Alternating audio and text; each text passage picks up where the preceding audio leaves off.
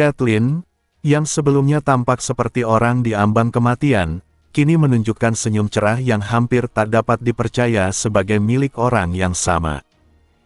Meskipun fakta bahwa ia telah membayar Ishak sejumlah uang yang sangat besar tidak berubah, kenyataan bahwa uang tersebut tidak langsung keluar sebagai kas melainkan tercatat sebagai utang membuat cabang Seor terhindar dari kebangkrutan instan. Terlebih lagi, setelah kehancuran pasar Lorakus yang menguras likuiditas, setiap koin emas menjadi sangat berharga. Dengan dapat mengembalikan emas yang dipinjam dari para petinggi, Caitlyn bisa meminimalkan tanggung jawab yang harus ia tanggung. Dengan penuh semangat, ia segera membahas ketentuan bunga. Ishak menyerahkan penentuan awal kepada standar suku bunga Guild Golden Idol berdasarkan nilai kredit dan jumlah dana, menegaskan bahwa kepentingannya terletak pada pemanfaatan aset Guild. Caitlyn menyanggupi dan segera menggerakkan bagian akuntansi. Melihat Caitlyn bergegas, Ishak merenung bahwa rencananya untuk bepergian secara sederhana telah meleset. Sejak meninggalkan biara, perjalanannya hanyalah tentang bertahan hidup.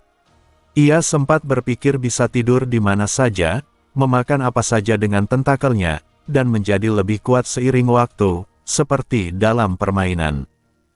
Namun kenyataan membuktikan sebaliknya. Kesulitan itu tidak perlu. Karena itu, ia memutuskan untuk memanfaatkan Guild Golden Idol dan menciptakan utang. Insiden Lorakus memang membuat segalanya menjadi mudah, meski Ishak menyadari bahwa jika peristiwa ini sampai mencegah kebangkitan Dawn Army, itu bisa menjadi masalah. Namun ia menilai hal tersebut tidak mungkin terjadi. Dawn Army telah bangkit 12 kali, dan selama Tanah Suci masih berada di tangan Immortal Order, kebangkitan mereka akan selalu terjadi. Ishak kemudian menyatakan bahwa ia memiliki hadiah untuk Caitlyn. Ia membuka sebuah kotak dan memperlihatkan sebuah tongkat gembala sederhana. Caitlyn terdiam sebelum akhirnya menyadari bahwa itu adalah sebuah relik. Tongkat tersebut merupakan Shepherd's Crook, relik Agret yang memiliki nilai historis besar bagi Guild Golden Idol, yang asal-usulnya terkait dengan legenda gembala pendiri jalur perdagangan mereka. Caitlyn, yang dapat menilai keaslian relik itu, menyentuhnya dengan penuh hormat dan kegembiraan. Ia berterima kasih dengan tulus dan berjanji akan melaporkannya ke kantor pusat di Odriff. Pada saat yang sama, sebuah pesan muncul di hadapan Ishak, menyatakan bahwa ia telah mengembalikan Shepherd's Crook kepada Guild Golden Idol dan menerima berkah berupa peningkatan besar pada keberuntungan dan kemampuan appraisal. Ishak menyadari bahwa, sebagaimana dugaan, mengembalikan relik memberikan peningkatan permanen. Ia memilih mengembalikan tongkat tersebut karena ukurannya merepotkan dan tidak secara langsung berguna dalam pertempuran. Dengan kemampuan appraisal yang meningkat, ia kini bisa mengenali kualitas furnitur di ruangan tersebut secara detail, dan ia menyadari bahwa berkah yang ia terima lebih besar dari yang ia perkirakan. Ia sempat menduga bahwa berkah ini mungkin diberikan karena tindakannya membantu para pedagang dan meredam dampak kehancuran Lorakus. Meski ragu, Ishak menerima niat baik tersebut dengan rasa syukur. Setelah itu, Caitlyn menyatakan bahwa Guild Golden Idol juga ingin memberikan hadiah balasan kepada Ishak. Ia mengajaknya ke sebuah tempat yang tampak seperti gudang tua di bagian terdalam kompleks Guild. Lokasinya sulit diakses dan dijaga ketat. Ishak segera menyadari bahwa ruangan tersebut dikelilingi lorong dan memiliki struktur berbeda dari bangunan lain. Caitlyn menjelaskan bahwa tempat itu bukan brankas, melainkan fasilitas dengan keamanan lebih ketat dari brankas biasa. Setelah melewati penjaga tersembunyi dan membuka pintu, ruangan itu memperlihatkan tumpukan peti tua dan kain berdebu. Caitlyn kemudian menyingkap sebuah manekin, memperlihatkan satu set zirah abu-abu kusam. Ishak langsung mengenalinya sebagai zirah Paladin, dengan lambang Codex of Light yang telah dihapus secara agresif. Caitlyn menjelaskan bahwa zirah tersebut ditemukan sebagai jarahan dari reruntuhan setelah serangan Immortal Order, dan karena dianggap tidak pantas untuk diperjualbelikan, Guild menyimpannya. Caitlyn menawarkan zirah itu kepada Isaac, menilai bahwa seorang paladin Codex of Light yang menjalankan misi suci lebih pantas memilikinya. Isaac mengenali zirah tersebut sebagai paladin Armor of Carlsen Miller, Sealet, zirah yang pernah dikenakan Carlsen Miller. Penghapusan simbol dan doa-doa dari zirah tersebut merupakan tanda nyata kemurtadan, alasan mengapa Guild ragu untuk membuangnya. Isaac menyadari bahwa zirah itu sendiri adalah bukti seorang apostat, tetapi godaannya terlalu besar untuk diabaikan. Ia mengamati mukjizat-mukjizat dasar yang masih aktif meski dalam kondisi tersegel, peningkatan kekuatan, pemulihan kelelahan, pengurangan berat, perlindungan fisik, pemeliharaan kebersihan, dan pengaturan suhu ringan. Ia sempat bertanya-tanya mengapa zirah itu tersisa utuh, mengingat tentakel telah melahap Carlsen. Ia menduga bahwa tubuhnya telah dimakan sementara zirahnya tertinggal seperti cangkang. Meskipun menyadari risiko kecurigaan yang mungkin timbul jika ia mengenakan zirah milik Carlsen, Isaac akhirnya memutuskan untuk menerimanya. Caitlyn dengan senang hati mempersilakan Isaac untuk mencobanya. Isaac meminta untuk melakukannya sendiri, dan Caitlyn, meski ragu, meninggalkan ruangan. Isaac mulai mengenakan zirah itu. Setiap bagian menyesuaikan diri dengan tubuhnya secara otomatis, hingga akhirnya ia mengenakan helm terakhir. Pada saat itu, sebuah pesan muncul di hadapan matanya. Zirah tersebut mengenalinya sebagai pemilik sah. Segel pada perlengkapan itu mulai dilepaskan. Setelah pesan bahwa segel telah dilepaskan muncul, cahaya mulai memancar dari bagian zirah yang sebelumnya menandakan kepemilikan Carlsen. Lambang yang telah tergores dan dihancurkan itu kini memunculkan sebuah kalimat yang terukir dari cahaya di tempat lambang tersebut dihapus. Aku akan bersamamu. Maknanya tidak jelas, tetapi fenomena tersebut membuktikan bahwa segel benar-benar telah terbuka. Isaac terkejut karena ia tidak berniat memecah segel secepat itu. Namun rasa antusias segera muncul ketika mukjizat-mukjizat yang terukir di zirah mulai menampakkan diri. Sebagai zirah milik seseorang yang pernah ditunjuk sebagai seraf, daftar berkah yang muncul sangat luar biasa, mulai dari pemulihan kesehatan tingkat tinggi hingga berbagai mukjizat penting yang biasanya hanya didapatkan setelah perjalanan heroik. Dari situ, Isaac menyadari kembali bahwa Carlsen Miller bukan sekadar monster tingkat bos, melainkan benar-benar seorang seraf yang pernah menjadi pahlawan sejati kitab cahaya sebelum pengkhianatannya, dan teror bagi para bidah. Namun, di tengah keterpukauannya, sebuah reaksi datang dari sumber yang tak terduga. Sebuah pesan menyatakan bahwa Chaos tanpa nama sedang mengawasinya. Seketika cahaya zirah meredup. Isaac merasakan rasa sakit hebat di seluruh tubuhnya, dan tentakel-tentakel mulai merayap keluar, bereaksi sebagaimana saat ia terluka parah. Tentakel-tentakel itu menembus zirah, merobek dan melukai, sementara zirah membalas dengan menyemburkan api untuk membakar tentakel. Terjadilah benturan antara api dan tentakel di dalam tubuh Isaac sendiri.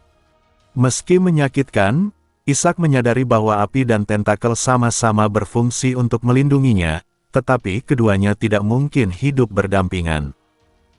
Isaac memahami bahwa alasan tentakel tidak memakan zirah Carlsen sebelumnya adalah karena ketidakcocokan.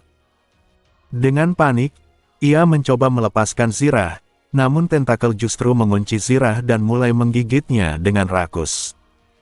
Zirah yang tidak dirancang untuk melawan ancaman dari dalam perlahan hancur. Mukjizat-mukjizat yang terukir di atasnya memudar satu persatu hingga akhirnya zirah tersebut benar-benar dilahap.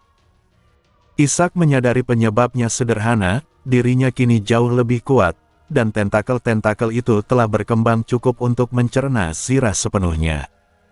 Dengan teriakan terakhir Isaac, zirah Carlsen Miller pun lenyap dari sejarah. Beberapa waktu kemudian, Caitlyn mengetuk pintu gudang karena Isaac tak kunjung keluar. Ketika ia masuk, ia mendapati Isaac duduk terdiam dengan ekspresi hampa. Pakaian Isaac tampak hampir tidak berubah, membuat Caitlyn kebingungan. Ishak menjelaskan bahwa ia mengenakan zirah tersebut, tetapi menyimpannya melalui mukjizat penyimpanan. Ia memperlihatkan satu-satunya bagian yang tersisa, sebuah sarung tangan baja. Meski Caitlin terkejut, ia tetap tidak memahami alasan kekecewaan Ishak. Ishak mengakhiri pertemuan dan kembali ke penginapannya. Di sana, ia memanggil tentakel untuk memunculkan zirah. Zirah menyebar dari sarung tangan dan menutupi seluruh tubuhnya hanya dalam hitungan detik. Namun, bentuknya telah berubah drastis. Ukiran-ukiran rumit menyerupai seni halus menutupi permukaan, terdiri dari pecahan kecil seperti sisik ular. Sambungan antar bagian terbentuk dari tentakel, seolah zirah itu diciptakan ulang tanpa bekas pemrosesan. Zirah tersebut terasa sangat ringan dan fleksibel, nyaris seperti tidak mengenakan apapun. Nama zirah itu kini berubah menjadi Corrupted Paladin Armor of Kalsen Miller S. Tentakel telah mencerna zirah lama dan membentuknya kembali sebagai cangkang baru milik Ishak. Semua mukjizat yang mengganggu proses pencernaan telah dihapus, menyisakan mukjizat dasar yang sebelumnya ada sebelum segel dibuka. Ishak menilai bahwa secara fungsional zirah itu kini jauh lebih unggul. Ia tidak lagi memiliki tanda yang dapat mengaitkannya dengan Kalsen, dan berkah kitab cahaya telah hilang, memungkinkan Ishak untuk menambahkan berkah sesuai kehendaknya sendiri. Meski rasa penyesalan masih ada, ia mulai menerima kenyataan tersebut. Saat itu, Ishak merasakan kehendak yang dikirimkan kepadanya. Itu adalah Hezabel, yang menyatakan bahwa semua persiapan telah selesai.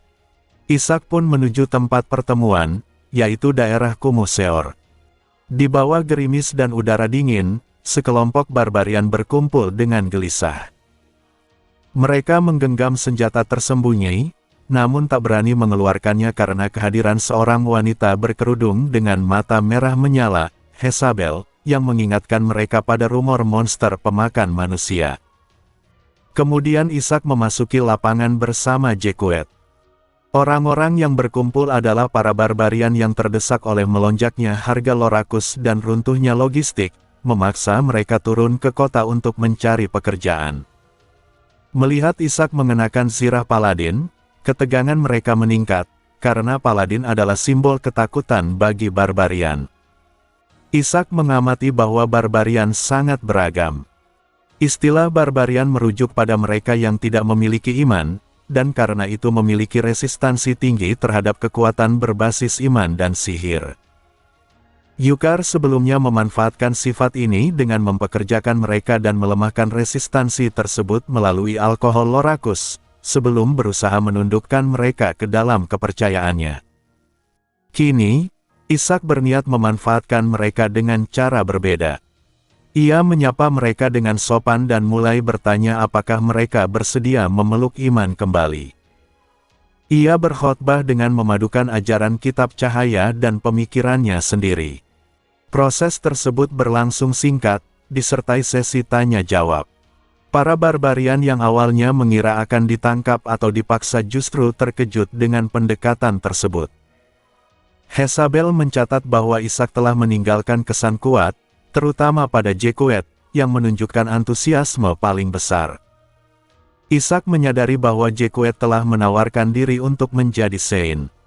Ia pun membentuk struktur hierarki iman, dengan Hezabel sebagai apostel dan para Sein di bawahnya. Dengan Jekuet sebagai figur berpengaruh di kalangan barbarian, kekuatan iman akan terkumpul dengan cepat. Iman tersebut mengalir dari bawah ke atas, memperkuat hierarki yang telah dibangun. Dan pada puncaknya, Ishak berdiri sebagai pusat dan penerima utama dari kekuatan iman yang terakumulasi. Di dunia ini, iman bukanlah konsep abstrak, melainkan sumber daya nyata yang dapat dimanfaatkan. Ketika para pengikut mempersembahkan iman mereka kepada suatu dewa, iman tersebut terakumulasi sebagai kekuatan ilahi. Kekuatan inilah yang menjadi perantara bagi para pendeta dan uskup untuk menggunakan mukjizat. Dengan izin dewa, semakin banyak pengikut, semakin besar pula kekuatan yang dapat digunakan. Ishak memahami bahwa bahkan tentakel pun, jika dipenuhi kekuatan ilahi, dapat mengeluarkan daya yang jauh lebih besar. Alasan tentakel tidak dapat mengerahkan kekuatan penuh melawan Golruas sebelumnya adalah karena kekurangan kekuatan ilahi. Namun, jika iman berhasil dikumpulkan dan diwujudkan sebagai kekuatan, maka hal itu akan langsung menjadi kekuatan Ishak sendiri. Ia tidak berniat membagikan mukjizat Chaos tanpa nama kepada siapapun selain pelayan setia seperti si Hilrat. Namun, ia mempertimbangkan untuk memberikan peningkatan fisik sederhana atau mukjizat yang tidak mudah terdeteksi. Ia sadar bahwa masalah besar akan muncul jika tokoh berpangkat tinggi yang telah menerima iman kemudian mengkhianatinya. Oleh karena itu, Ishak memilih memulai dari lapisan bawah dan memperluas pengaruhnya secepat mungkin, dengan doktrin yang cukup fleksibel agar tidak mendorong orang untuk meninggalkan iman. Iman yang ia sebarkan menekankan moral universal dan kesetaraan, nilai yang jarang menjadi prioritas iman lain.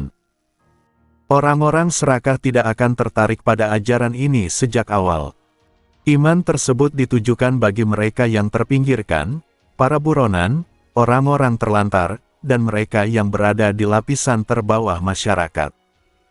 Di Seor, banyak orang seperti itu, terutama setelah kehancuran Lorakus. Ishak berencana menyebarkan imannya secara diam-diam di antara mereka, bersamaan dengan ketidakpuasan terhadap iman yang sudah ada. Ia tidak berniat mengendalikan semua pengikutnya secara sempurna. Cukup mengendalikan lingkaran terdekatnya. Dan ia bertekad agar mereka yang berada dekat dengannya tidak mengkhianatinya. Mereka yang menerima mukjizat Chaos tanpa nama tidak memiliki pilihan selain setia kepadanya. Jekuet menjadi santa pertama. Meski kemampuannya masih jauh dibanding pendeta atau klerus lain, hal itu wajar bagi anggota awal sebuah struktur berlapis. Perannya selama krisis Lorakus membuktikan bahwa kekurangannya tidak signifikan, dan karena berpihak sejak awal, potensinya untuk berkembang sangat besar. Ishak menilai bahwa keberuntungan juga merupakan sebuah kemampuan. Ishak tidak mempertimbangkan kemungkinan Jekuet mengkhianatinya. Sebagai seseorang dari lapisan bawah, Jekuet tahu cara mengenali dan merebut peluang. Selain itu, orang yang tunduk karena rasa takut sering kali memilih untuk berpihak pada sumber ketakutan tersebut.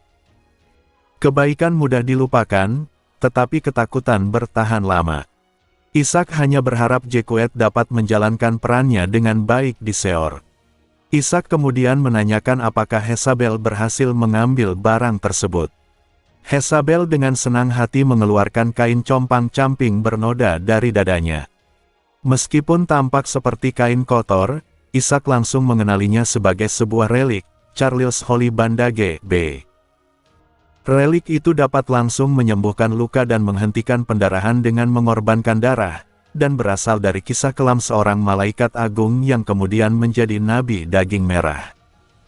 Ishak menyadari bahwa relik itu memang berkaitan dengan nabi daging merah. Meskipun tidak sepenting ritual pemisahan, relik itu tetap memiliki nilai besar. Hezabel menyerahkannya dengan harapan, mengira Ishak sebagai perwakilan nabi daging merah. Ishak tidak mengoreksi kesalahpahaman itu dan menerima relik tersebut. Sebuah pesan menyatakan bahwa ia telah memperoleh Charles Holy Bandage dan efek perjalanan mulianya diperkuat. Ishak menyimpulkan bahwa semua urusannya di Seor telah selesai. Ia melunasi utang untuk mendapatkan akses ke aset Guild Golden Idol, memperoleh berkah Golden Idol, mendapatkan Charles Holy Bandage, dan merekrut Hezabel Gulmar sebagai rasul. Hasilnya jauh melebihi perkiraannya. Ia sempat merenungkan apa yang akan terjadi ketika Hezabel mengetahui identitas aslinya. Menarik pewaris keluarga Adipati Gulmar ke sisinya bukan tanpa risiko. Ia yakin Hezabel pada akhirnya akan mengkhianatinya, tetapi Ishak tetap berinvestasi karena ada preseden pada Carlsen Miller. Mengambil pengikut yang telah dibina oleh pihak lain jauh lebih cepat daripada membina sendiri. Hezabel, yang tidak mengetahui pikiran Ishak, menunggu perintahnya. Ishak menyatakan bahwa seseorang akan segera mencarinya, dan ia memilih menunggu. Sementara itu, Lord Kyle Hendrake menerima laporan kerugian besar akibat jatuhnya harga Lorakus. Investasi itu gagal meskipun Guild Golden Idol ikut terlibat. Kyle, yang telah meminjam uang atas nama keluarga Adipati Brand, kini menghadapi kehancuran finansial. Ia bahkan telah terikat kontrak pembelian Lorakus dalam jumlah besar dari Lord Reinhardt, yang kini berpotensi menyeretnya ke perang jika ia gagal membayar. Dalam kepanikan, Kyle ditenangkan oleh Raela, pelayan berambut merah yang selama ini memberinya nasihat bijak. Raela mengarahkan Kyle untuk memikirkan penyebab jatuhnya harga Lorakus. Ia mengusulkan bahwa krisis tersebut mungkin merupakan serangan terhadap Codex of Light, menargetkan kaum bangsawan sebagai pilar iman. Raela menyebutkan rumor tentang seorang Grail Knight bernama Ishak yang berperan besar dalam kehancuran pasar Lorakus. Kyle awalnya menganggapnya sebagai pahlawan, tetapi Raela mempertanyakan kejanggalan peristiwa tersebut dan menyiratkan bahwa Ishak mungkin berasal dari iman lain dan menyerang Codex of Light secara terselubung. Meskipun Kyle menilai dugaan itu berlebihan, ia memutuskan untuk mengirim para ksatria Hendrake guna mengundang Ishak secara sopan. Ia ingin menilai sendiri sosok Grail Knight tersebut. Setelah Kyle pergi, wajah Raela berubah menjadi sesuatu yang tidak manusiawi. Dari bayangan muncul seorang ksatria hitam raksasa. Raela memerintahkannya untuk menyelidiki keberadaan Hezabel Gulmar, karena putri keluarga Gulmar itu tampaknya tidak lagi memiliki iman. Jika terbukti ia telah meninggalkan imannya, ksatria hitam diperintahkan untuk mengeksekusinya dan mengambil kembali relik tersebut. Ketika ditanya kemungkinan Hezabel telah dibunuh oleh Ishak, Raela menjawab bahwa jika itu terjadi, maka Ishak bukanlah sosok yang bisa dihadapi. Dalam keadaan itu, ksatria hitam diperintahkan untuk melarikan diri tanpa menoleh. Ksatria hitam mengangguk pelan. Ia memanggil Raela dengan sebutan Nabi Perempuan. Ishak memandangi pasar Seor dari tempat penginapannya dan menyadari bahwa pemulihannya berlangsung jauh lebih cepat dari perkiraannya. Sebagai pusat perdagangan, Seor memiliki fondasi yang kuat untuk bangkit kembali, terutama karena Guild Golden Idol menanggung sebagian besar kerusakan.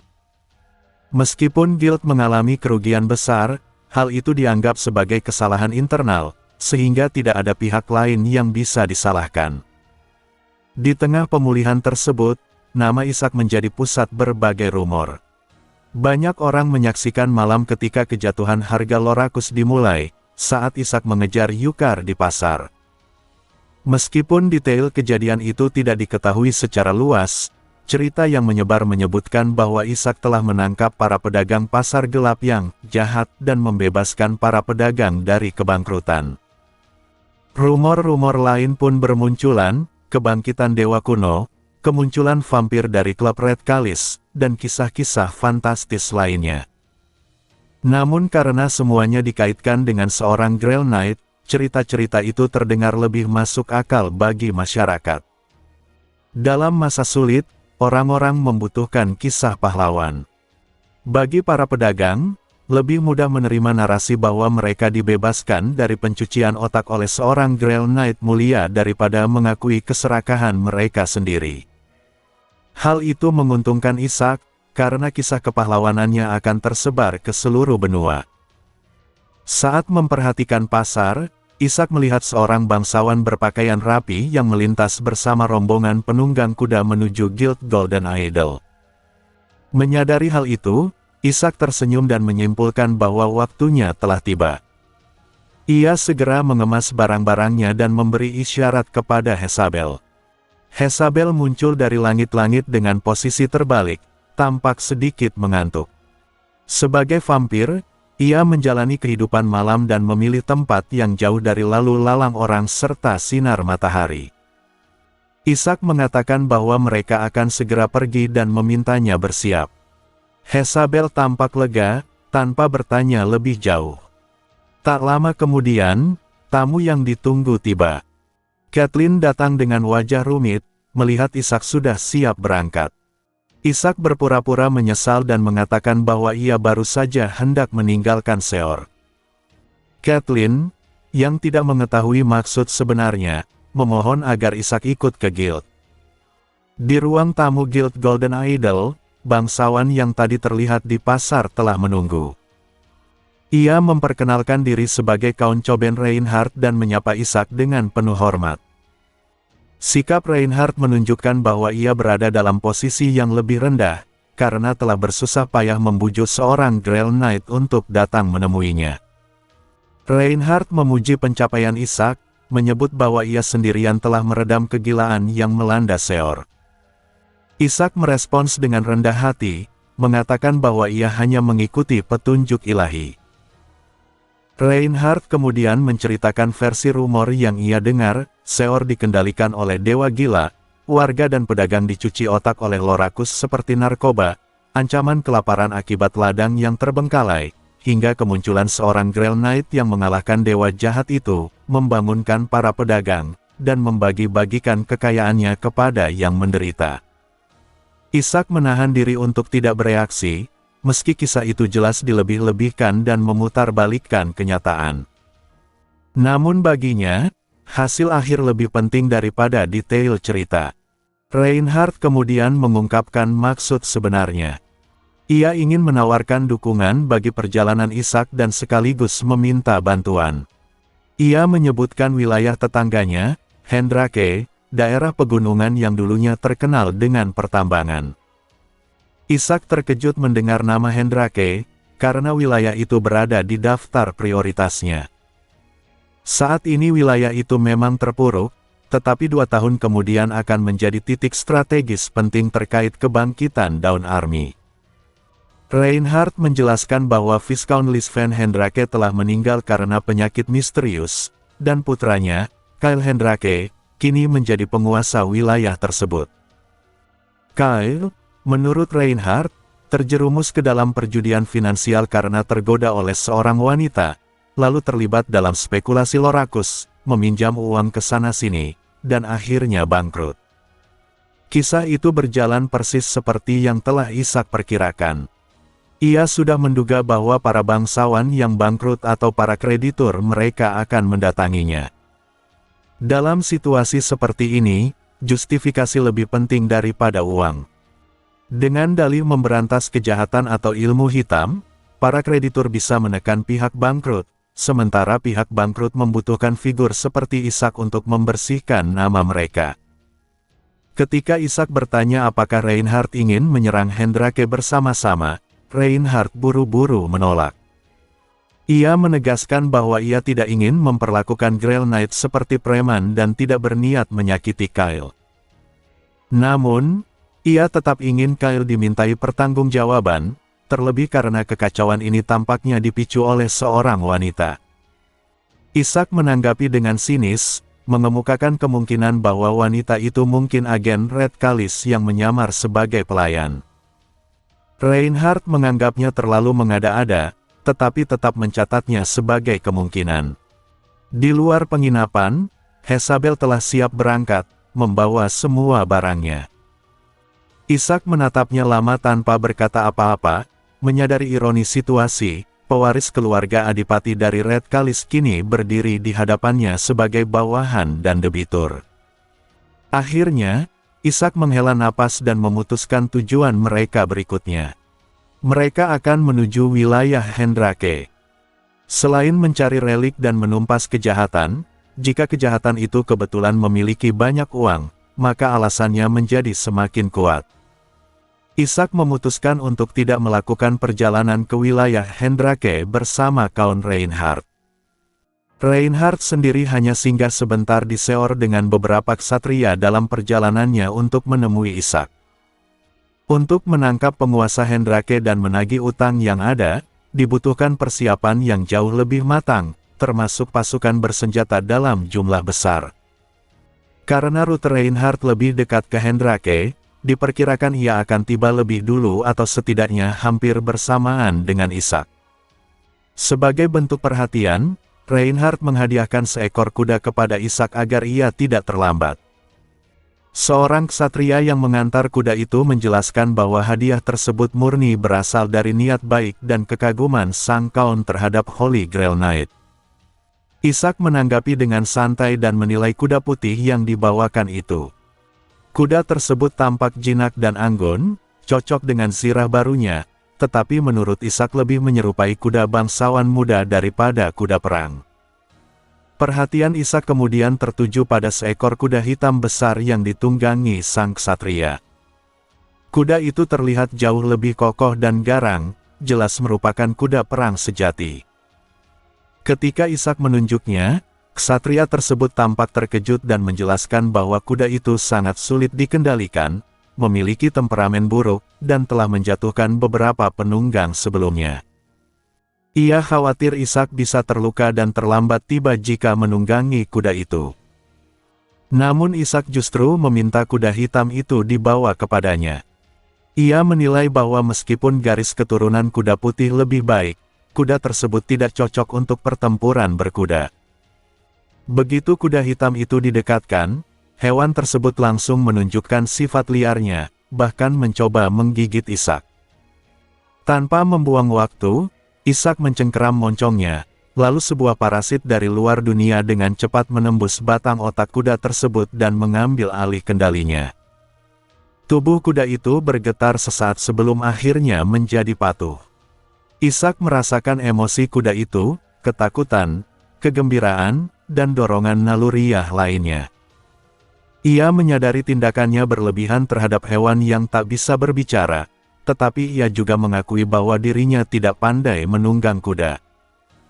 Dengan cara ini, setidaknya ia bisa mengendalikan kuda tersebut sesuai kehendaknya, meskipun kendalinya tidak sepenuhnya mutlak. Ksatria yang menyaksikan kejadian itu terperangah, mengira Ishak telah menjinakkan kuda liar tersebut dengan kemampuan luar biasa. Ishak memutuskan untuk menganggap kuda hitam itu sebagai hadiah, meminta ksatria tersebut menyampaikan rasa terima kasihnya kepada Reinhard dan mengatakan bahwa kuda putih boleh diambil kembali. Ksatria itu pergi dengan lega, tampaknya senang terbebas dari kuda yang sulit dikendalikan itu. Ishak pun berangkat bersama Hezabel. Karena matahari masih tinggi, Hezabel mengenakan tudung yang menutupi hampir seluruh wajahnya. Meski tampak seolah hampir tidak bisa melihat, gerakannya tetap mantap. Hezabel sudah memiliki kudanya sendiri, sehingga tidak ada kendala dalam perjalanan. Ishak sengaja tidak memacu kecepatan agar tidak tiba lebih awal dari Reinhard. Ketika Hezabel mempertanyakan alasannya, Ishak menjelaskan bahwa jika Reinhard ingin menyelesaikan masalah dengan cara damai dan beralasan, kehadirannya sebagai Holy Grail Knight diperlukan. Jika Hendrake tetap bersikap angkuh meskipun ia hadir, maka itu berarti penguasa wilayah tersebut benar-benar telah terpengaruh sihir.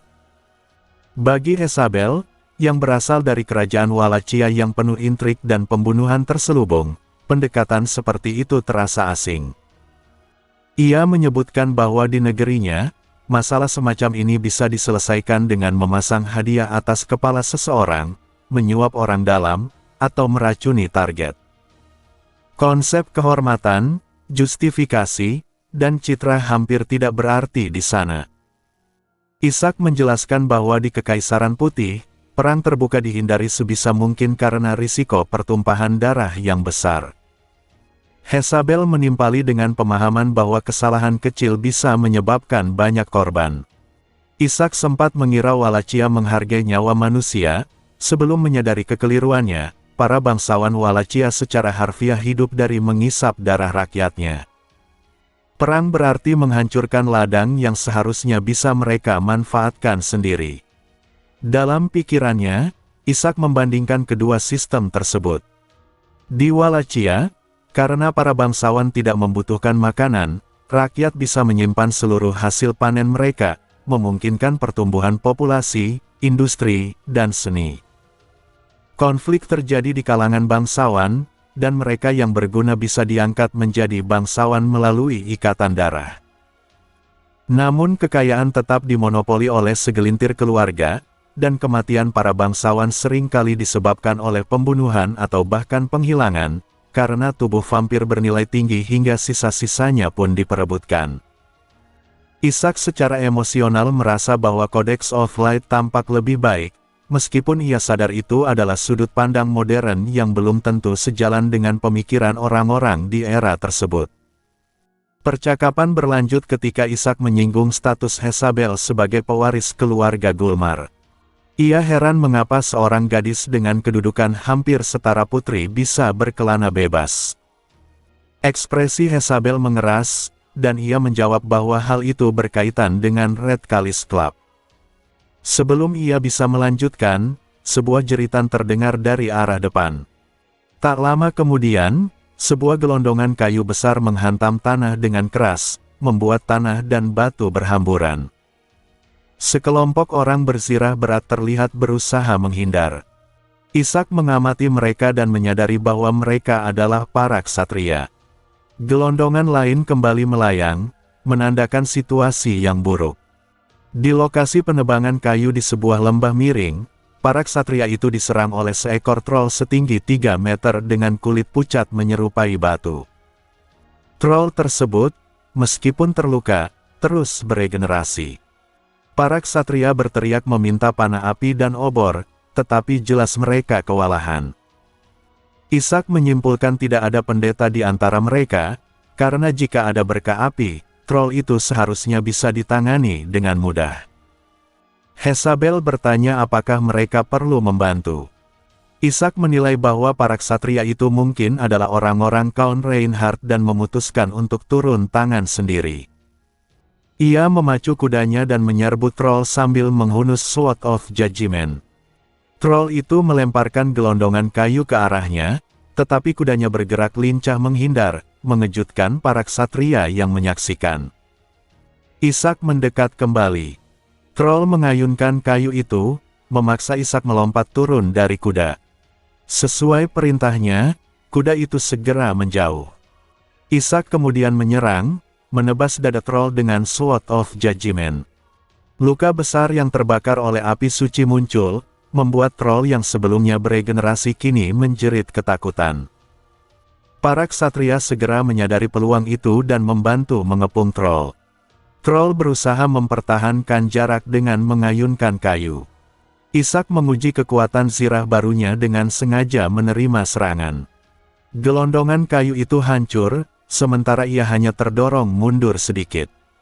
Troll terdiam kaget, dan saat ia membungkuk untuk mengambil kayu lain, Isaac menyerang lehernya dengan panas membara, mengakhiri perlawanan. Setelah pertarungan usai, seorang ksatria mendekati Isaac dengan wajah penuh kekaguman.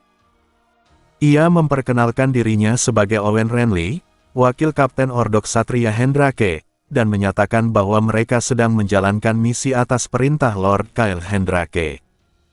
Isaac mengulang nama Ordo yang disebut Owen dengan ekspresi heran, Hendrake Knight Order. Owen tampak sedikit malu sambil memainkan bros berbentuk beruang yang menyematkan jubahnya, lalu menjelaskan bahwa nama asli mereka adalah Black Bear Knight Order. Namun karena tidak ada yang mengenali nama itu, bahkan tuan mereka sendiri, akhirnya mereka mengikuti kebiasaan Lord Kyle Hendrake yang menyebut mereka Hendrake Knight Order. Isaac langsung menyadari kejanggalan situasi tersebut. Ordo Ksatria yang seharusnya menjadi pihak yang akan ia hadapi bersama Count Reinhardt justru kini berdiri di hadapannya sebagai pihak yang baru saja ia selamatkan. Ia sempat mempertimbangkan kemungkinan konflik, tetapi menyimpulkan bahwa sudah terlambat untuk memulai permusuhan dalam kondisi seperti itu. Owen Renly kemudian dengan hati-hati menatap Isaac dan menanyakan apakah ia benar Holy Grail Knight Isaac. Isaac sempat mempertimbangkan untuk mengelak, tetapi menyadari bahwa identitasnya mustahil disembunyikan karena jumlah Holy Grail Knight yang sangat sedikit dan ciri mereka yang mencolok. Ia pun mengakui identitasnya dengan jujur. Pengakuan itu langsung memicu antusiasme para ksatria. Owen melontarkan pujian berlebihan tentang keberanian Isaac yang terjun ke bahaya tanpa ragu, kemurahan hatinya bahkan terhadap musuh, kemampuannya mengakhiri pertempuran dengan cepat, dan, setelah sempat ragu, penampilannya yang disebut seperti pahatan malaikat. Ishak menyadari bahwa pujian terakhir itu merujuk pada wajah Nephilim miliknya. Meski masih canggung menerima sanjungan semacam itu, ia memilih menanggapinya dengan santai dan mengalihkan pembicaraan. Ishak lalu menanyakan tujuan Hendrake Night Order berada di tempat tersebut. Owen tampak senang karena Ishak menggunakan nama resmi ordo mereka dan dengan penuh percaya diri menjelaskan perintah dari Lord Kyle Hendrake, membawa Holy Grail Knight Ishak ke wilayah Hendrake untuk menyambut perjalanannya dan memberikan bantuan apapun yang dibutuhkan. Di balik perintah sederhana itu, situasi Hendrake jauh lebih buruk dari yang disampaikan Reinhardt. Gaji para ksatria tertunggak, dan meskipun para ksatria berharap akan diberi tanah kecil sebagai kompensasi, Ishak melihat tanda-tanda kebangkrutan yang jelas. Menurutnya, upaya Reinhardt pun kemungkinan besar hanya sebatas menjual wilayah Hendrake sebelum para vasal memberontak dan melikuidasi asetnya. Ishak menyadari bahwa Kyle Hendrake kemungkinan besar ingin menemui dirinya untuk jatuh dengan cara yang bermartabat atau setidaknya meninggalkan dasar bagi kebangkitan di masa depan. Namun karena Reinhardt sudah lebih dulu bergerak dan Ishak telah menerima uang muka berupa kuda darinya, situasinya menjadi rumit. Secara praktis, Ishak tidak terlalu peduli berpihak pada siapa, karena dari siapapun ia bisa memperoleh keuntungan. Namun ia akhirnya menepis godaan itu, menilai bahwa mengingkari kesepakatan awal demi bangsawan yang bangkrut bukanlah tindakan terhormat, terlebih ia sendiri adalah salah satu pihak yang berniat mengambil bagian dari runtuhnya wilayah Hendrake. Meski demikian, Ishak tetap menerima ajakan Owen dan menyatakan akan ikut. Ia melihat tidak ada gunanya memusuhi Hendrake Night Order sebelum situasi menjadi jelas. Keputusan akhir akan ditentukan setelah semuanya bertemu di wilayah Reinhardt. Owen menyambut keputusan itu dengan kegembiraan dan menyatakan kehormatan bisa menemani seorang Holy Grail Knight. Meskipun lebih tua dari Ishak, sikap hormatnya jelas dipengaruhi oleh wibawa gelar Holy Grail Knight. Para ksatria kemudian membentuk formasi pengawalan yang rapi dan memulai perjalanan dengan tata cara formal, menunjukkan bahwa meski kemampuan tempur mereka terbatas, mereka terbiasa melayani tokoh penting. Hezabel menatap para ksatria itu dengan ekspresi tidak puas, bahkan meremehkan, menilai kemampuan mereka biasa-biasa saja dan tak pantas disebut ksatria. Ia juga menyadari para ksatria kerap meliriknya dengan rasa ingin tahu dan kekaguman, meskipun ia mengenakan tudung. Kecantikannya tetap mencolok. Ishak menanggapi keberatan Hezabel dengan alasan praktis, bepergian bersama kelompok lebih aman, mudah mencari makanan, dan tidak perlu berjaga malam. Hezabel menanggapi dingin, menyatakan bahwa penjagaan malam tidak akan berarti apa-apa baginya. Ishak sebenarnya setuju, tetapi memilih untuk tetap bersama rombongan. Setengah hari perjalanan, rombongan terhenti oleh tumpukan gelondongan kayu yang sengaja menutup jalan sempit di antara lembah. Owen memastikan bahwa rintangan itu tidak ada sebelumnya, menandakan ini bukan bencana alam. Tak lama kemudian, 4 troll muncul di antara pepohonan, berteriak sambil memegang batang pohon besar. Jelas bahwa jalan itu ditutup sebagai jebakan. Salah satu ksatria hampir bertindak ceroboh dengan menarik pedang, tetapi Owen segera menahannya. Situasi ini terasa janggal, karena jalur tersebut bukan daerah terpencil, dan troll biasanya cepat diburu karena nilai kulit dan darah mereka yang tinggi serta kelemahan mereka terhadap api suci. Kemunculan troll dalam jumlah banyak di tempat seperti ini terasa tidak wajar. Ishak kemudian mengirimkan kehendaknya kepada Zihilrat, yang telah bergerak diam-diam di dalam hutan. Dengan serangan mendadak, satu troll menghilang ke dalam kegelapan disertai jeritan. Hal itu memicu kepanikan di antara troll lain. Saat mereka jatuh terguling menuruni lereng, Ishak bergerak cepat dan menusukkan Sword of Judgment ke leher salah satu troll, membakar dagingnya dengan panas suci. Ishak sengaja tidak menghabisi semuanya sendiri dan justru memberi kesempatan kepada Hendrake Knight Order untuk bertarung. Di bawah komando Owen, para ksatria menghadapi dua troll yang tersisa. Meskipun sebelumnya kesulitan melawan satu troll, kali ini kondisi medan lebih menguntungkan, dan para troll tampak lebih ingin melarikan diri daripada bertarung. Para ksatria pun perlahan berhasil melukai mereka meski tanpa kemampuan untuk menghentikan regenerasi seperti Ishak. Ishak menilai kemampuan mereka masih jauh di bawah Ordo Holy Knight, bahkan gabungan beberapa Hendrake Knight Order pun mungkin tak mampu menandingi satu skuad Rothenhammer Holy Knight Order. Namun di antara mereka, Owen terlihat paling menonjol, mendekati tingkat penguasaan ilmu pedang tingkat lanjut meski masih berhati-hati dalam bertarung. Ishak sempat menatap Hezabel seolah menunjukkan bahwa para ksatria ini setidaknya masih berguna. Namun Hezabel tetap tidak terkesan dan menyatakan bahwa Red Chalice Club tidak selalu membunuh troll, karena makhluk itu bisa dijinakkan. Ia menjelaskan bahwa Red Chalice Club menghargai troll sebagai makhluk berharga karena darah dan kemampuan regenerasinya. Pernyataan itu memicu kecurigaan dalam pikiran Ishak. Red Chalice Club dikenal menjinakkan troll, dan kini troll muncul dalam jumlah tidak biasa di wilayah ini. Ia mulai menduga ada dalang di balik semua ini. Ia merasa kecil kemungkinan Hezabel adalah penyebabnya, tetapi justru mungkin kehadirannya telah menarik perhatian pihak tertentu.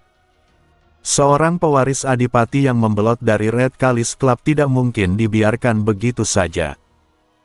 Ishak menyimpulkan bahwa pihak yang mengincar Hezabel kemungkinan berasal dari keluarga Adipati Gulmar atau seorang pendeta berpangkat tinggi yang bertindak atas perintah. Namun, ia tidak menganggap gangguan yang mungkin muncul akibat keberadaan Hezabel sebagai masalah. Justru sebaliknya, situasi itu hampir terasa menguntungkan. Wilayah ini berada di bawah kekuasaan Kekaisaran Gertonia, tanah yang dipenuhi para pendeta dan Holy Knight dari Empire of Light.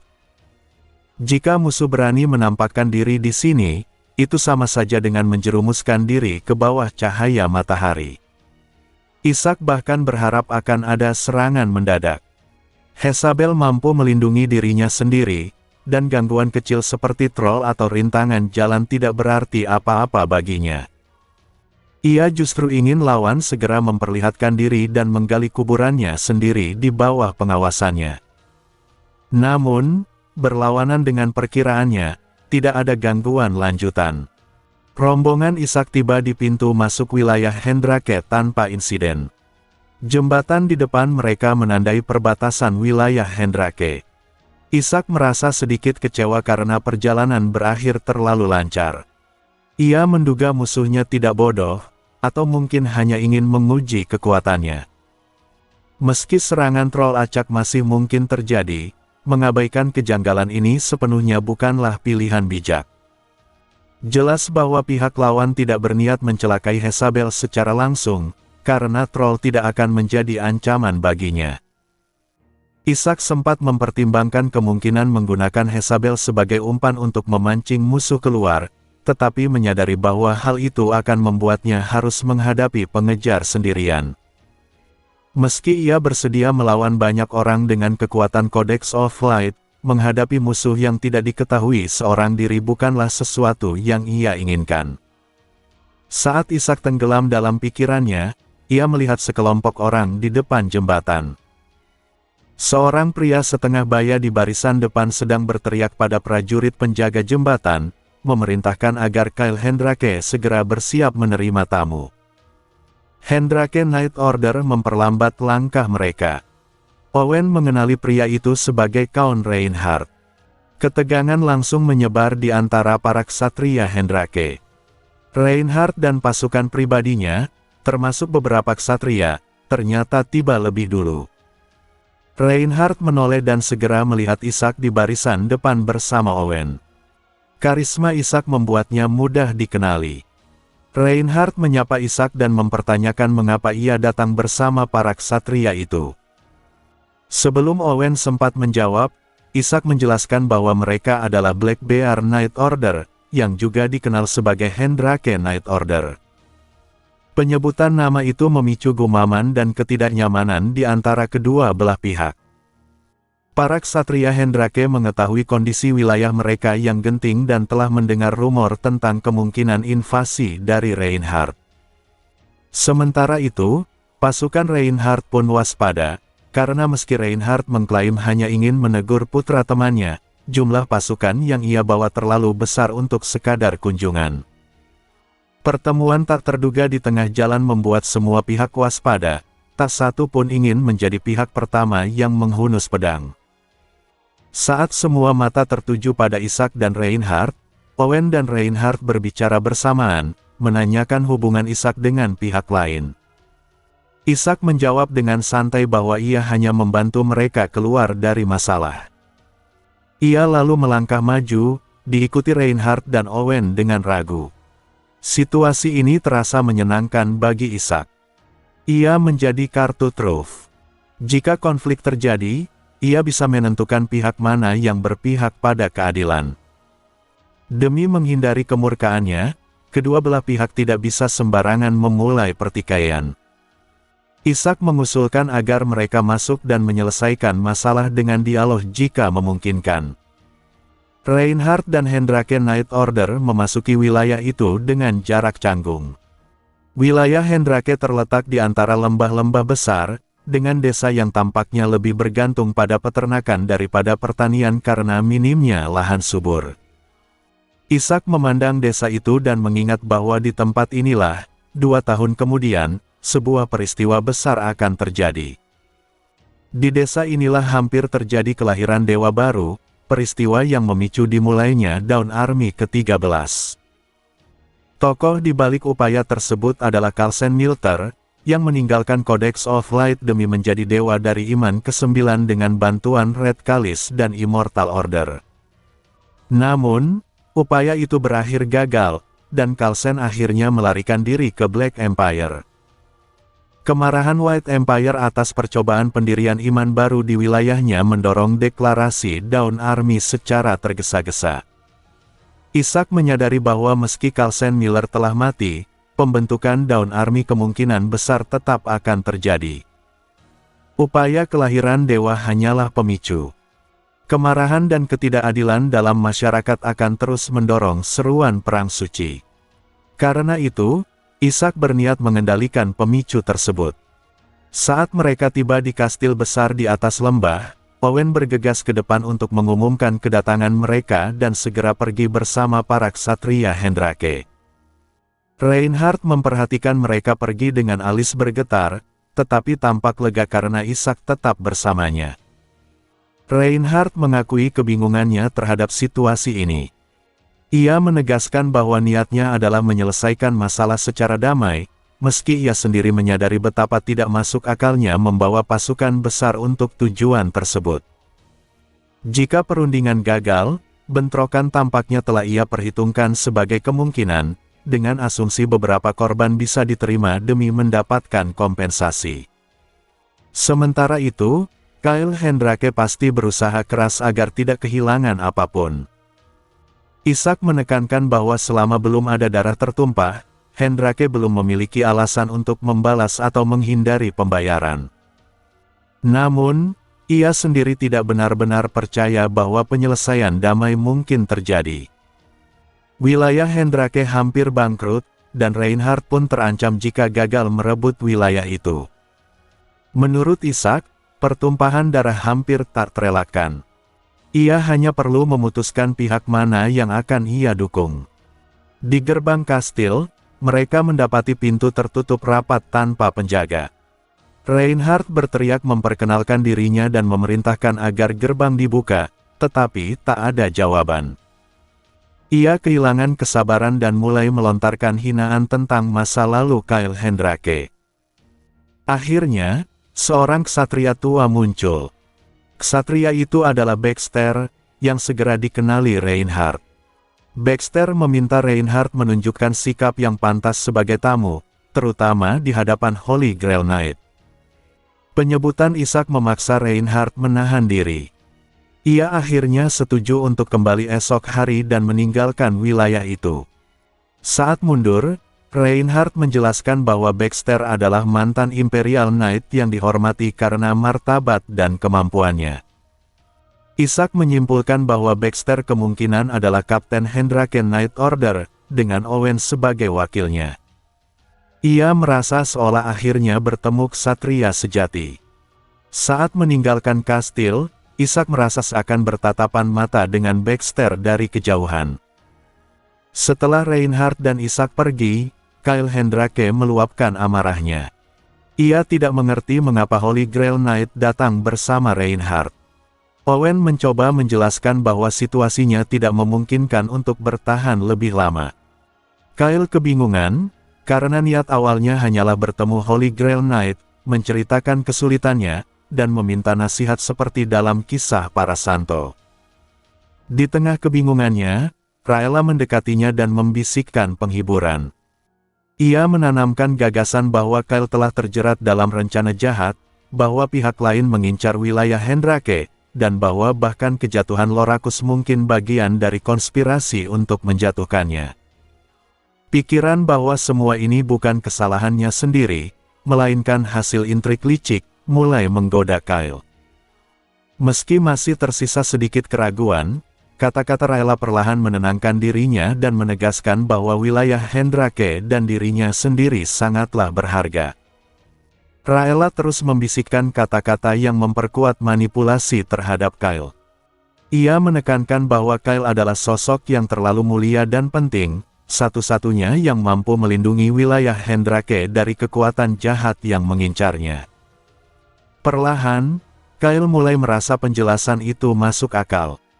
Kejatuhannya bukan akibat kesalahan sendiri, melainkan karena intrik orang-orang licik yang ingin merebut domain tersebut. Melindungi wilayah berarti melawan kejahatan, bukan sekadar menghindari tanggung jawab finansial. Raela mendesaknya untuk berdiri melawan konspirasi itu. Jika Kyle menyerah, cahaya Codex of Light akan meredup dan tatanan akan runtuh. Ia bahkan menyebut Kyle sebagai calon santo di zaman ini, yang harus berdiri di garis depan untuk menghancurkan musuh. Namun, Kyle merasa takut. Ia bukan tipe pahlawan, melainkan pengecut yang selalu ragu dan gagal mengambil keputusan penting. Investasinya di Loracus pun berakhir bencana. Meski demikian, Kyle tidak sepenuhnya terbujuk. Ia mempertanyakan apakah Reinhardt benar-benar berniat menyerang.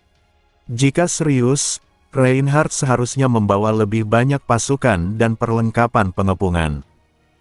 Selain itu, musim tanam sedang berlangsung dan domain Reinhardt yang bergantung pada pertanian tidak mungkin berperang lama. Karena sudah disepakati untuk bernegosiasi hingga esok hari, Kyle memilih menunggu. Mendengar itu, Raela hanya menunduk dan menyetujui keputusannya, meski ekspresinya menunjukkan ketidakpuasan. Setelah itu, Raela meluapkan kemarahannya di kamar. Ia mengeluh bahwa Kyle hanya menjadi tajam ketika menolak mengambil keputusan. Ia menyebut Kyle bodoh dan membuang waktunya. Ia mengakui bahwa ia telah membunuh Lord sebelumnya karena terlalu cerdas, tetapi penerusnya justru terlalu bodoh untuk dimanipulasi.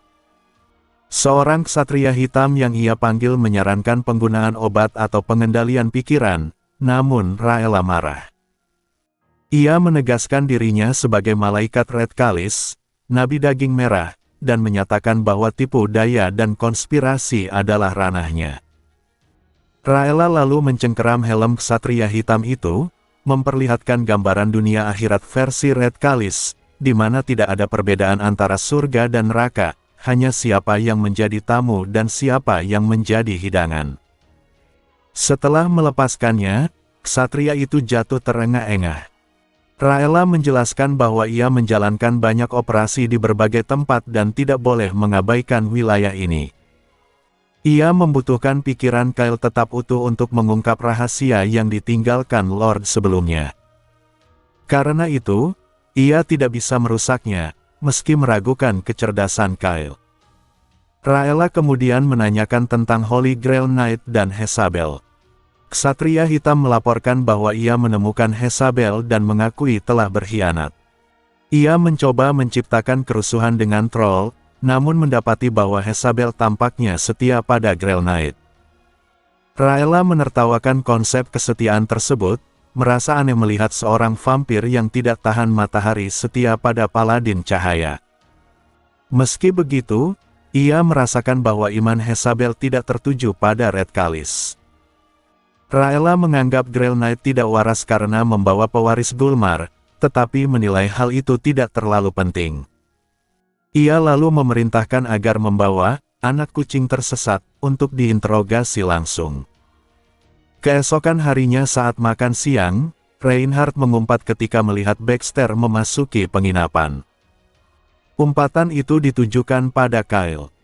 Baxter membungkuk hormat dan menyampaikan bahwa Kyle masih sakit. Reinhardt mencemooh dan bertanya apakah Baxter datang mewakilinya. Reinhardt lalu menjelaskan situasi memburuk, para bangsawan ibu kota marah, tokoh tinggi kitab cahaya terlibat, dan bahkan keluarga Adipati Bran ikut terseret.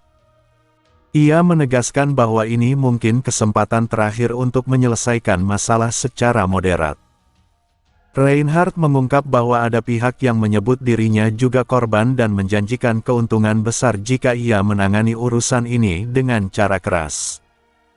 Ia menyinggung kemungkinan penggunaan tentara bayaran, kehancuran domain, dan bahkan pengadilan bidah oleh uskup.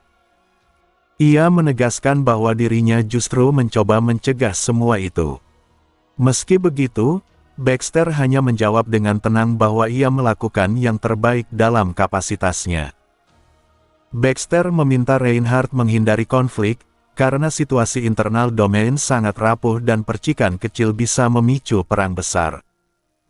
Setelah hening sejenak, Reinhardt mengalah dan memberi waktu 2 hari sebelum tim investigasi tiba, termasuk kemungkinan seorang inkuisitor utusan Uskup Pincet. Baxter berterima kasih dengan hormat. Isaac yang mengamati pertemuan itu merasa penasaran. Tatapannya bertemu dengan Baxter, yang kemudian mendekatinya dan meminta berbicara secara pribadi. Mereka menuju halaman belakang penginapan. Isaac menilai Baxter sangat kuat, bahkan mungkin sebanding dengan Gebel, dan lebih kuat daripada seluruh ksatria Hendrake digabungkan. Setelah memastikan tidak ada orang lain, Baxter bertanya langsung apakah Jezabel Gulmar telah membelot dan bergabung dengan Isaac. Ia menjelaskan bahwa rumor tentang pewaris Gulmar telah menyebar dan wajah Jezabel cocok dengan poster buronan. Isaac terkejut, menyadari bahwa identitas Jezabel lebih mudah terbongkar dari yang ia perkirakan. Namun setelah mempertimbangkan kata-kata Baxter, Isaac memutuskan menjawab dengan jujur. Isaac menyatakan bahwa Jezabel Gulmar, pewaris keluarga Adipati Gulmar dan pengikut Red Kalis, telah menyaksikan kemuliaan Codex of Light di Seor dan bertobat. Kini, ia adalah pelayannya. Sebuah kisah tentang bidah yang berbalik arah setelah bertemu ksatria suci, kisah yang umum, namun terdengar indah dan agung. Baxter menggumamkan bahwa Jezabel telah dijinakkan, namun baginya cerita itu sulit dipercaya. Isaac hanya mengangkat bahu, menyadari bahwa kisah tersebut memang terdengar tidak masuk akal. Namun faktanya, Jezabel telah menjadi pelayannya, meski tetap seorang vampir. Baxter menjelaskan bahwa ia memanggil Isaac untuk memastikan kebenaran itu, karena dalam situasi genting saat ini, verifikasi menjadi hal yang tak terelakkan. Ia menyatakan kepercayaannya pada karakter mulia Sang Grail Knight, tetapi urusan internal tempat suci membuatnya tetap waspada. Baxter kemudian menyampaikan bahwa tidak ada cara untuk membuktikan cerita itu saat ini. Karena itu, ia memilih mempercayai Isaac dan mengungkapkan satu hal penting, mereka juga sedang mencari cara untuk menghindari konflik. Setelah menyampaikan hal itu, Baxter membungkuk dan kembali ke Kastel Hendrake bersama pasukannya. Isaac memandang kepergian mereka dengan rasa ingin tahu, lalu memanggil Jezabel. Jezabel langsung muncul dari balik jendela lantai 2, mengakui bahwa ia menghabiskan malam dengan mengawasi Isaac tidur dari langit-langit. Ishak menyuruhnya menghentikan kebiasaan aneh itu dan tidur di kamarnya sendiri malam ini. Malam kembali menyelimuti wilayah Hendrake. Penduduk desa kebingungan melihat seorang bangsawan tetangga menginap di penginapan, bukan di kastel, namun tak ada yang berani bertanya. Gerbang kastel Hendrake tetap tertutup rapat, memperkuat suasana tegang. Di tengah kebuntuan ini, desas-desus tentang perang beredar diam-diam di kalangan warga. Hezabel mengetahui semua bisikan itu berkat pendengarannya yang tajam. Namun malam ini ia tidak berkeliling desa, melainkan tetap di kamarnya. Dalam keheningan, ia merenungkan kisah tentang perang, konspirasi, pengkhianatan, dan bujuk rayu, hal-hal yang justru terasa akrab dan menarik baginya sebagai anggota Red Kalis. Ia menantikan tipu daya apa lagi yang akan Ishak gunakan selanjutnya. Tiba-tiba, terdengar ketukan dari jendela. Seekor kelelawar menggantung terbalik di luar, menatap Hezabel dengan mata merah. Suara dengung rendah yang hanya bisa ia dengar menyebut namanya dan memintanya mendengarkan bisikan malam. Itu adalah utusan Red Kalis. Hezabel, seolah terhipnotis oleh ajaran yang telah ditanamkan bertahun-tahun, berlutut di atas ranjang dan menyatakan kesiapannya mendengar. Utusan itu menuduh bahwa iman Hezabel telah salah arah dan menuntut penjelasan sebelum ia dijadikan hidangan. Hezabel merasakan ancaman nyata dari Red Kalis, yang tidak ragu memperlakukan pengkhianat sebagai bahan santapan. Ketika ditanya secara langsung apakah tuannya adalah Red Kalis atau Grail Knight, Hezabel menjawab bahwa ia tidak melihat perbedaan. Baginya, Ishak adalah konspirasi terbesar Red Kalis, sang penipu dunia, yang disebut dalam nubuat. Ia bahkan mempertanyakan apakah utusan itu sendiri tidak menyadari rencana besar tersebut. Kelelawar itu tertawa rendah, dan Hezabel ikut tertawa. Tiba-tiba, jendela pecah berkeping-keping. Seorang ksatria hitam yang diselimuti kabut gelap menerobos masuk dan langsung menusukkan tombaknya ke arah ranjang. Hezabel menghindar, tetapi gelombang angin dari serangan itu menghantam ruangan. Ia terjatuh dan berusaha menggunakan mukjizat Red Petition untuk melarikan diri, namun semua keajaibannya telah disegel. Ksatria hitam diperintahkan untuk membunuh si murtad. Saat ksatria itu hendak mengakhiri hidupnya, ia melihat Hezabel tersenyum. Kegelapan di ruangan terasa tidak wajar. Ternyata ada orang lain di sana.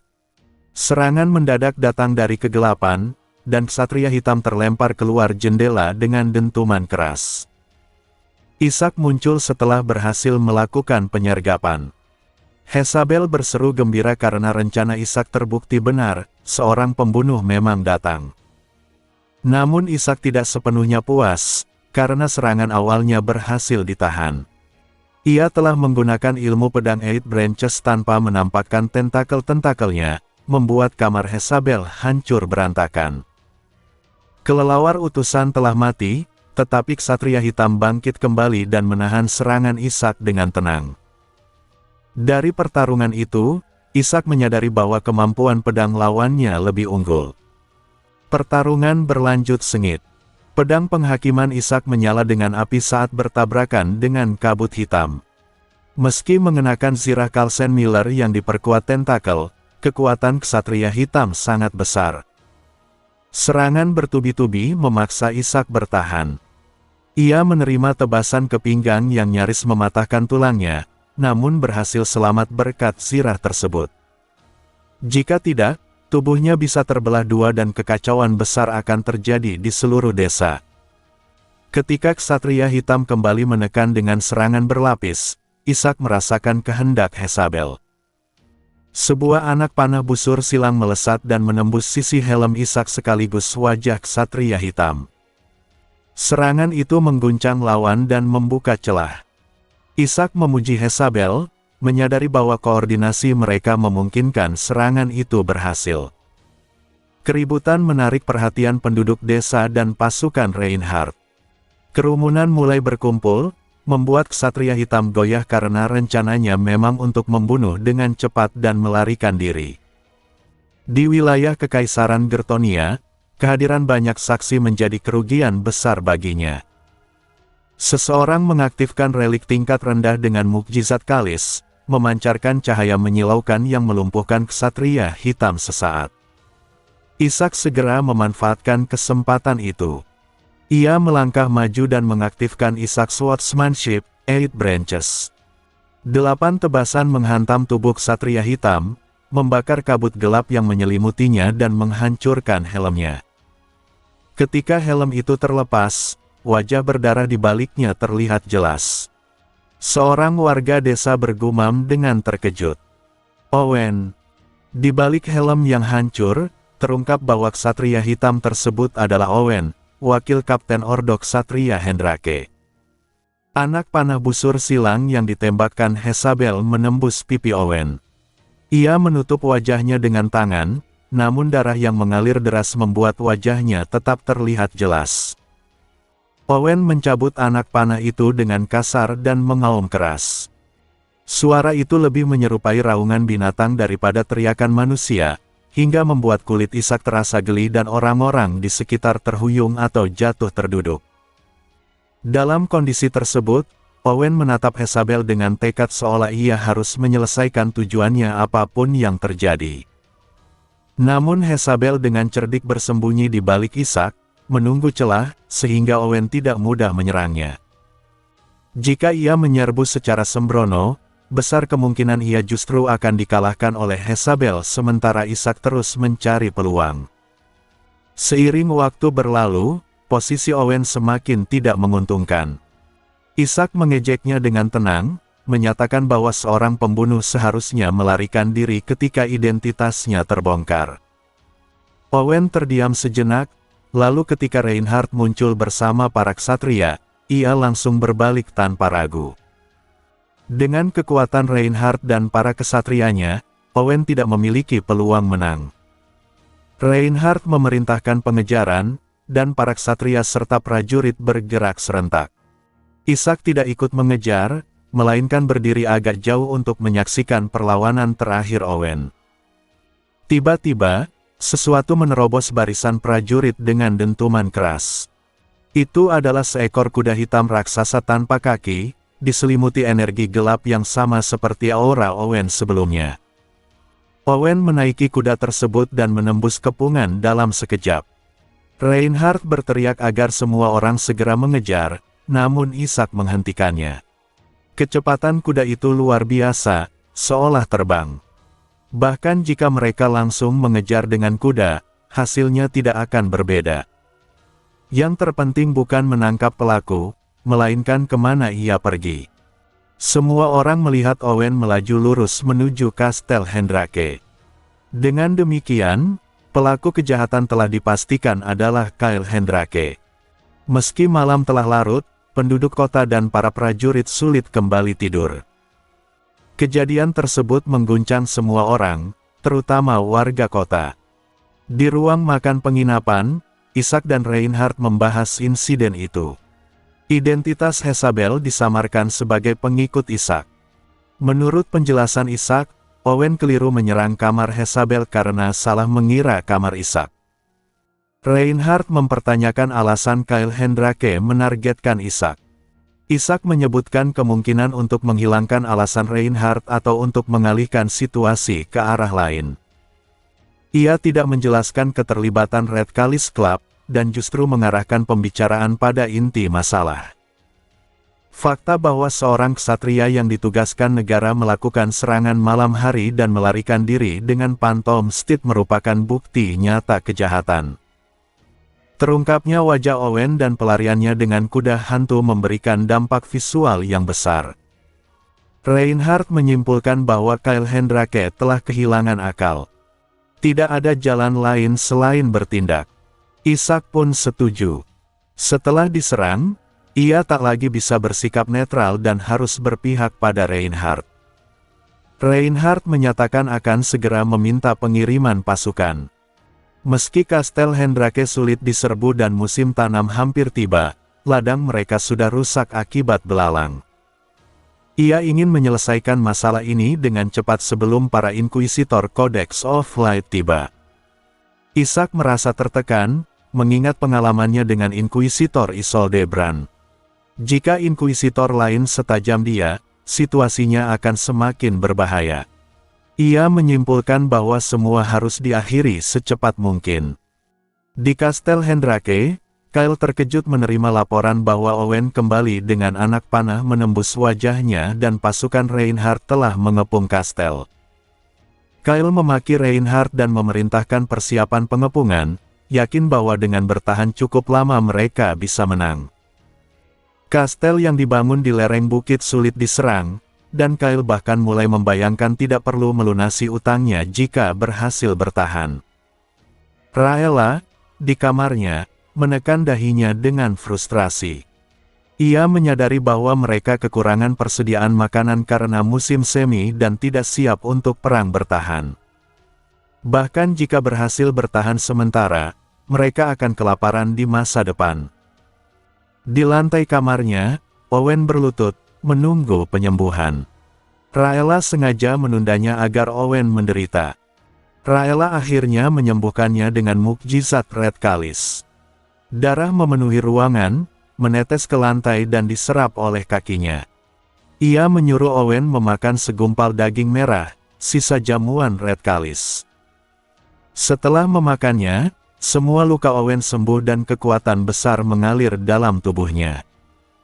Raella menyatakan bahwa keluarga Hendrake akan berakhir. Wilayah Hendrake akan lenyap, dan Kyle akan mati mengenaskan atau hidup mengembara di perbatasan barbar. Owen memohon agar Raella membantu, menawarkan gagasan menjadikan Kyle sebagai anjing yang dapat digunakan dan dibuang. Ia menekankan bahwa Grail Knight tidak membunuh Jezabel, melainkan menundukkannya, sesuatu yang menjadi ancaman besar bagi rencana Red Kalis. Raella mengakui bahwa Isaac adalah variabel tak terduga. Ia mempertimbangkan dua pilihan, memasukkan Isaac ke dalam konspirasi baru, atau menggunakan wilayah Hendrake untuk membunuhnya. Ia tampak puas dengan usulan Owen. Sementara itu, di kastel, Kyle yang akhirnya mengambil keputusan terjun langsung memimpin persiapan pertahanan. Ia naik ke tembok dan memberi perintah dengan penuh semangat, meningkatkan moral para prajurit. Namun, ketika Baxter mendekatinya, suasana berubah drastis. Baxter mencabut pedangnya dan dengan suara rendah menyebut Kyle sebagai penjahat. Para ksatria di belakangnya juga menarik senjata, membuat para prajurit menjauh dari Kyle. Kyle tergagap, tidak mengerti apa yang terjadi. Baxter menyatakan bahwa Kyle Hendrake didakwa atas penggelapan, pengkhianatan, makar, menghasut konflik antar wilayah, dan ketidakmampuan mental, dengan efek langsung berlaku saat itu juga.